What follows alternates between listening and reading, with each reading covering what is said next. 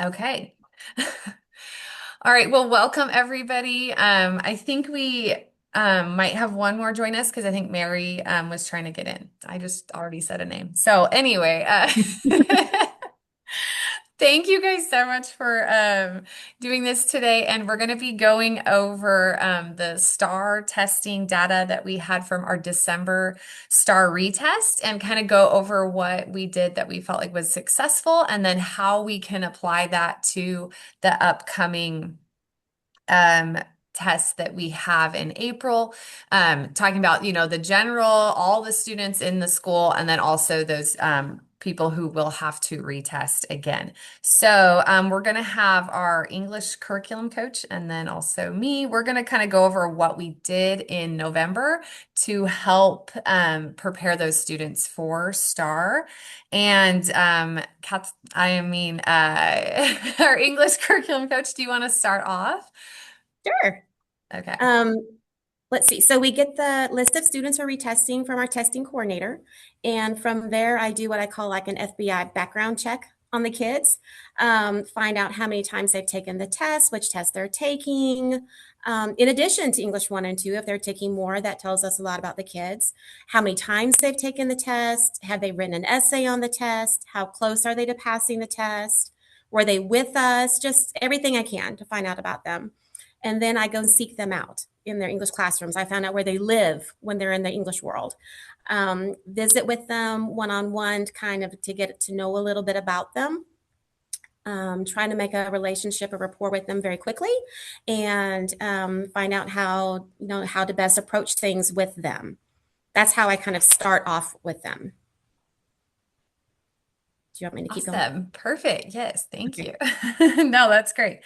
Gotcha. And I think we were talking about that, how good it is that you find out where they are, and I think making them feel special in a way, and not just like another number, or I think a lot of these kids kind of feel like nobody really cares. So why should I try hard on this test? And I think just having that individual attention really does help. Um, for my class, I noticed a big difference too, because in the past, um, like whenever we get ready for December retesting, I always feel like I don't really pay attention to it. We have so much going on with our regular curriculum, so it's hard to like kind of stop and take time to go into that. And but this year with my English 2 class, I only had I think 2 kids that weren't retesting because it's the ESOL class. So we had so many kids that needed that retest. And so I was able to do kind of like a full week of test prep. And I feel like the data made a big difference just for that one class specifically. And some of you had students that were involved in that, that were involved in that, and some of you didn't. So those of you that did have students that were maybe pulled for the just like to for tutoring or had our curriculum coach come in and talk to them, what were some things that you felt were beneficial for that? How? I can Oh, go speak ahead. on that. You go Go. first. Okay. I was just going to say the having our curriculum coach be like personally invested in them. It goes just like exactly what you were saying, right? Where they feel like going from like feeling like nobody really cares about their success to realizing that there are multiple adults in the building that not only are invested in their success, but also like care about them as a person. And so just being able to have those conversations, I noticed a huge difference between, and the kids would ask me, oh, did the curriculum coach tell you what I did today? Or, her coming in and pulling them specifically from their home here, and seeing that we have a rapport and that this is a like trusted thing and we could incorporate what their strengths were and what they needed to work on into what we were doing.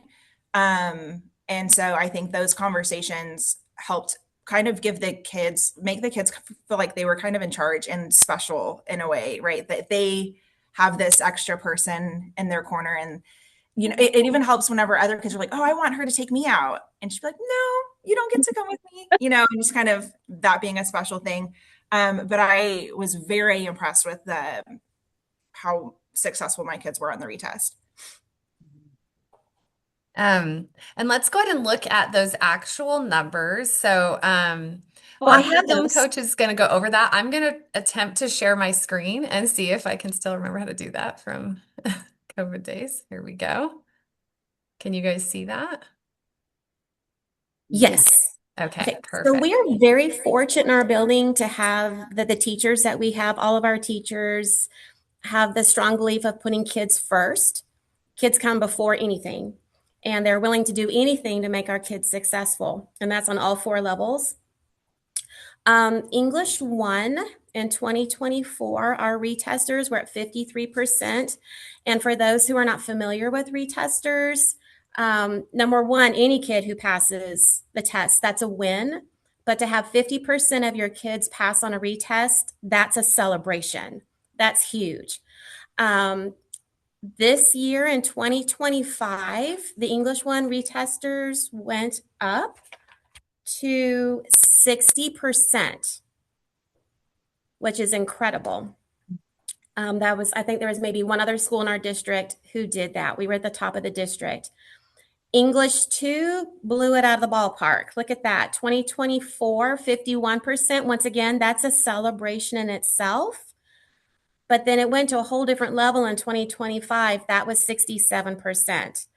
A lot of that I attribute to the teachers that we have who have come and they're like, Catherine, I'm sorry, curriculum coach, how can we help support these kids without making it star focused in our classrooms? English 3 and 4, our teachers, our team leaders specifically, and our teacher who teaches the on level, most of the on level, center their lessons around skills that are tested on STAR. Mhm. So kids are getting the instruction without realizing they're getting the instruction. And then I can come back and look at this stuff to see what they're doing with it. And it's like, oh my gosh, so and so, look what you've done. This is exactly what you would do on STAR. And this assignment that you've done with this teacher and how it connects to STAR and this connects to STAR and this connects to STAR. You've been doing STAR all year and you haven't known it. Your teacher's been very sneaky in all of this. And look how great your teacher is in teaching you how to do this without telling you it's STAR. So I think number one, it's the teachers that we have in our building. We have excellent teachers. Number two, I did something a little different this year with the kids. I pulled up their performance on the test last year. And I had each student look at their performance. And it was very telling for a lot of the kids. We were able to celebrate successes, like if they had outperformed the district or the state on certain questions, we celebrated that, made a big deal out of it. But then if there were patterns, like they had X's for 10 or 12 questions, I'm like, so and so, what happened here? What happened on this part of the test?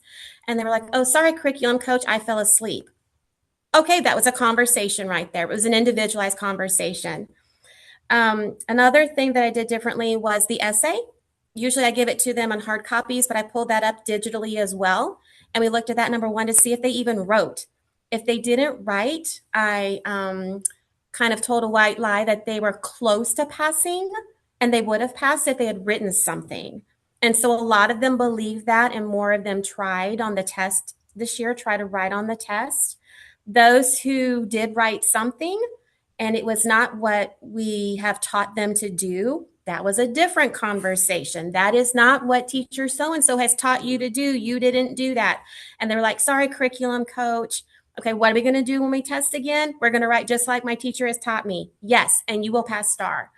So the kids have had the tools.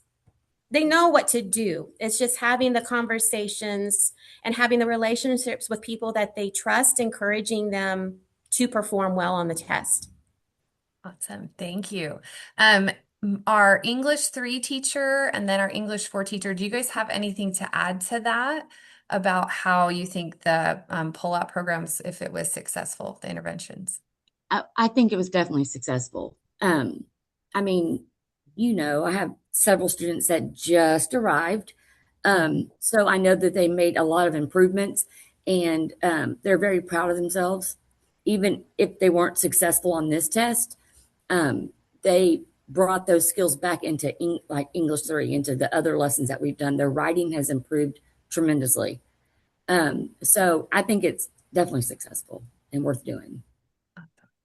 And I'll piggyback off of that. You know, at the senior level, they've had the most opportunities to retest, so we do have a smaller amount, thankfully, especially at this campus that have to retest. So we kind of do piggybacking is that words are hard today, off of what curriculum coach said, is that we don't whole class teach STAR on the senior level, but we do kind of do those sneaky things and teach the skills that they will need to have on the test.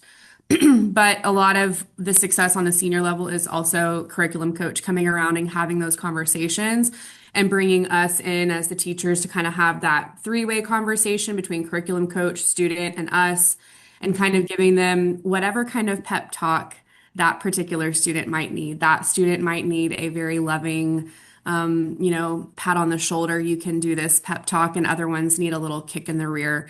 And depending on the kind of kid that it is, that curriculum coach knows, the teacher knows that kind of student, it kind of gives them what they need. And we had great success, even with our senior students that are not having to, sweat it out at the very last second in April and May. So while they don't really know that they're getting it still.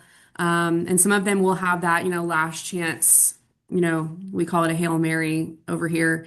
But some of them don't. So that kind of comes in clutch, but tackling it early and figuring out exactly what that kid has done and hasn't done is going to be key for a senior here in that very last hour of trying to pass the STAR.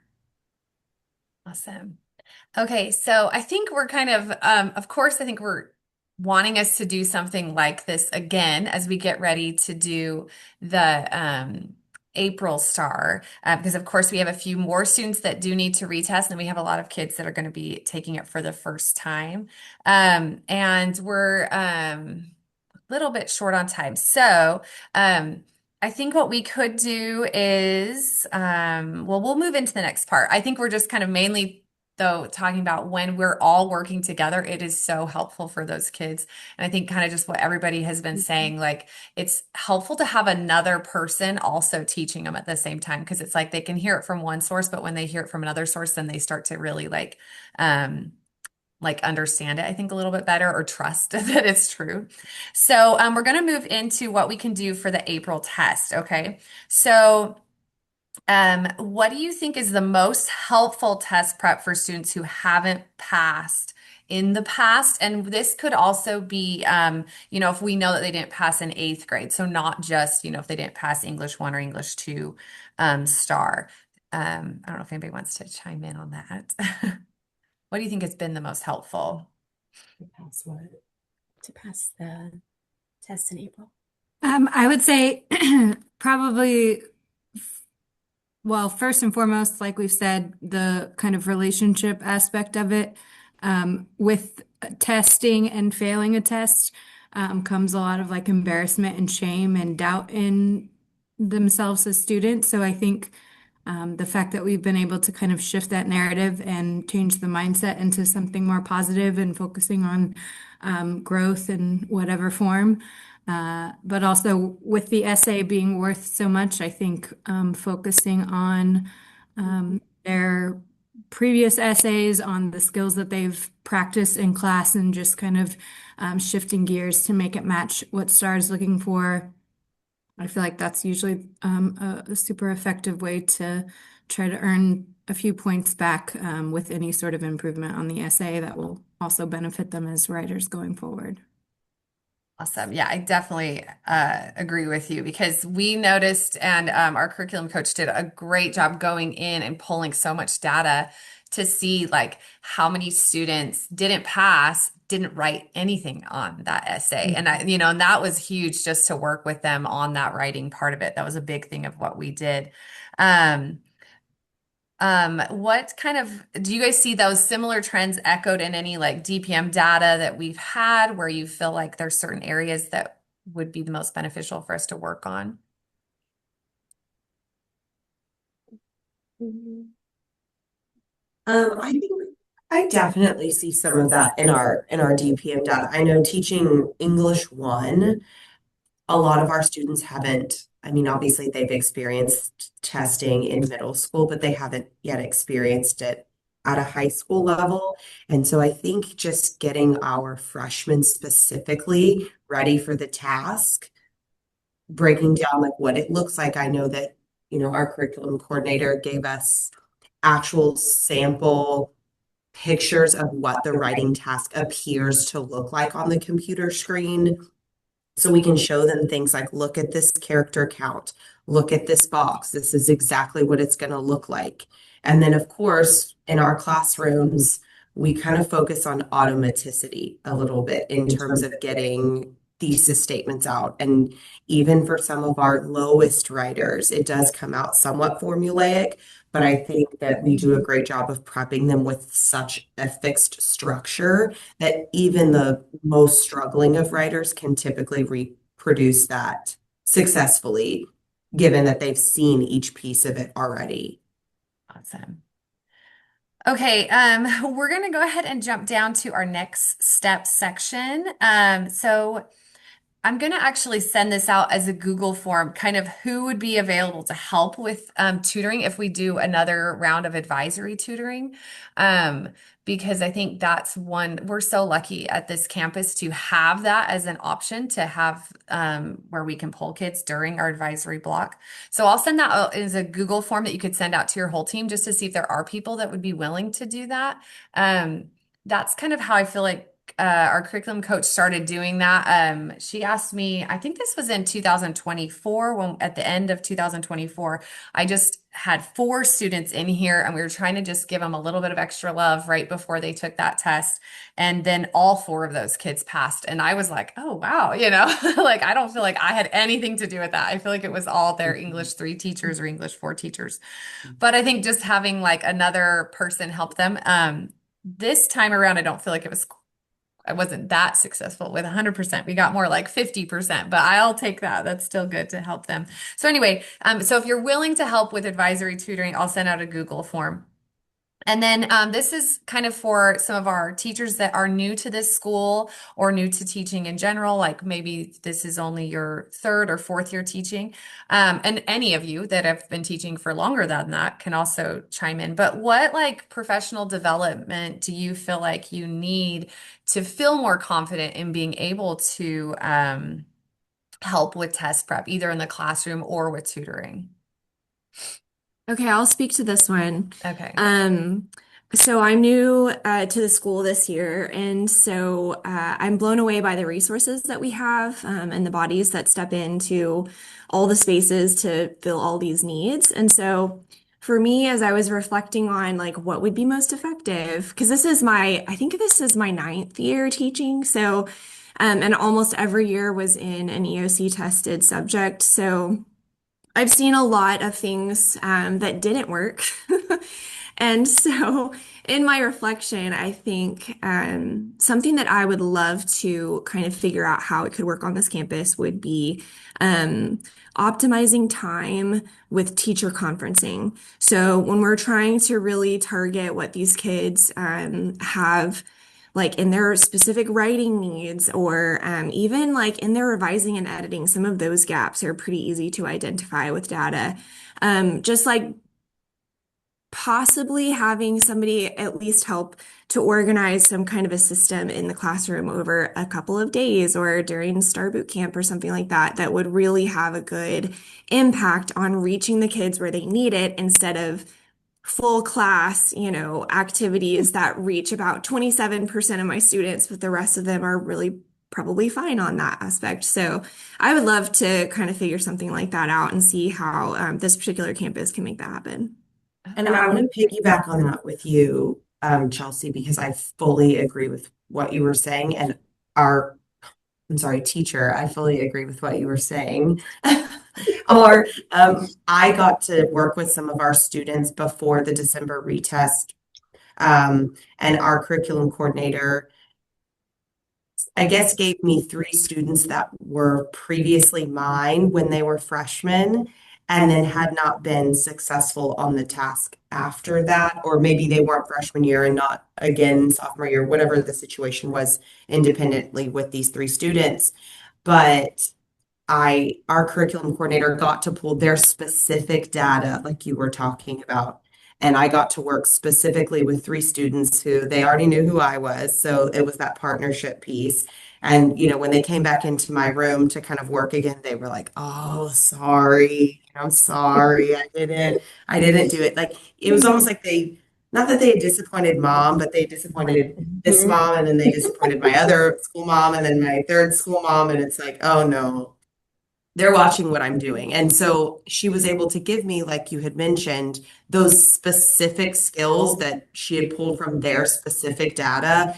And I got to work with them. And I think that all three of them were successful. So I'm not attributing that to me. Like that is a whole department effort. But I think, like all of us have said, just piggybacking on everybody's thing, that it worked out really well to do the tutoring for them with their specific needs. Awesome. I love that. Okay, we are going to wrap up. And so I know that there's more we could talk about for a long time, but we have other things that we need to do today. I do know that our director of instruction, she was also wondering if she was trying to organize something similar with one of our APs to do another set of like pull-out tutorings to help students who are currently getting meets to move them up to masters. So we could also identify some students that would be in that kind of a bubble range as well, which I think kind of the same vein. Like I think we have so many kids that kind of just feel like they're lost in, you have 30 kids in your classroom, they might just kind of feel lost. So it's just kind of having a couple, maybe some kids that you think are not reaching their full potential. So again, we'll send out, our curriculum coach will kind of be talking to you guys about that. And then maybe we'll send out another Google form type thing where if you had students in mind that you would like to nominate or something to be included in another round of tutoring. All right. Thank you guys so much. If you guys can come to my room as soon as this ends, and then thank you guys. You're amazing. Thank you. Bye. Hi.